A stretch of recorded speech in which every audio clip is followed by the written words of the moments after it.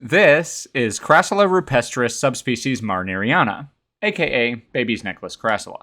And in this hopefully delightful and informative little video, I'll share a few facts about it, including its care needs and how to propagate it, so that you too can have approximately 1 billion of them. And obviously the first thing that you'll notice is that they look super dope, and clearly everyone should have one. It's native to the southern and southeastern parts of South Africa, primarily found growing in the drier inland parts of these regions in rocky, sparse soil.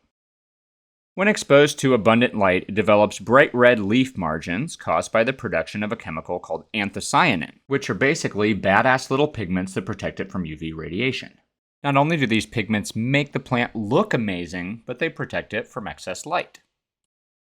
These drought-hardy plants store extra moisture in their alternating pairs of chunky leaves.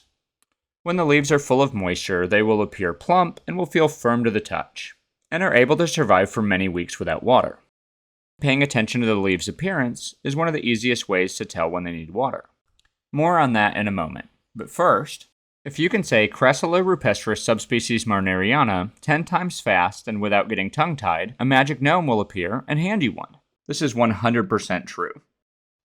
Here's the basics. If you want your baby's necklace crassula to look regal and majestic, plant them in rocky, fast-draining soil, give them plenty of abundant light, and water them when the leaves start to soften or wrinkle. My soil recommendation is Bonsai Jack Gritty Mix, which I use for most of my succulents, and I'll link it in the description.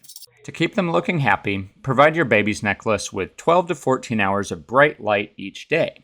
Just be sure to protect them from harsh afternoon sun to prevent sunburn.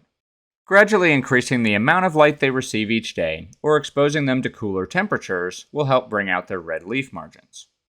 When they're well watered, they'll look dapper as hell with chunky leaves like so. Gently pinch to see if they feel firm, that's what she said, and give them a drink of water if they don't, or if you see wrinkles in the leaves. Once you see wrinkles, thoroughly soak the beautiful little bastards, and they'll plump right back up again. Taking cuttings from a well-established baby's necklace crassula is an easy way to propagate them.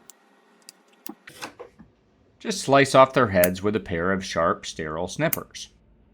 And the fun thing is, the location from whence you take the cuttings shall branch, forming 2 new growth points, thus replenishing the plant.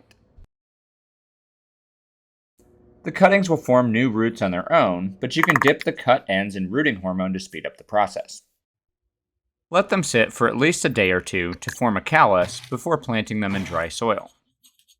I like to put a thin layer of sphagnum moss over top of my gritty mix to act as a topsoil, and then just set the cuttings right on the top.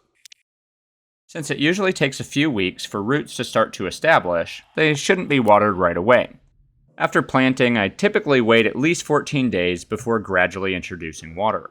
But since I took these cuttings a little over 3 weeks ago, fantastic new little roots had already started to form. And though this wouldn't be my typical process, I only waited 2 days after planting to water them for the first time. Before we finish the video, is it cool if we take a few steps back and maybe just kind of zoom out a little bit? Just remember that sunlight had to strike a wet space rock for a few billion years in order to turn it into baby's necklace crassula, and all the other crazy life forms we know of, ourselves included. And I don't know if that makes our lives any more or any less significant, but I hope it's a reminder to just appreciate life for what it is, which, in one sense, is a conscious experience being had by the sun's energy as it encounters wet dirt. And I don't know about you, but I find that to be at least as magical as gnomes that hand out free plants. And the gnomes would like to remind you to subscribe, if you want to see more stuff like this, that is.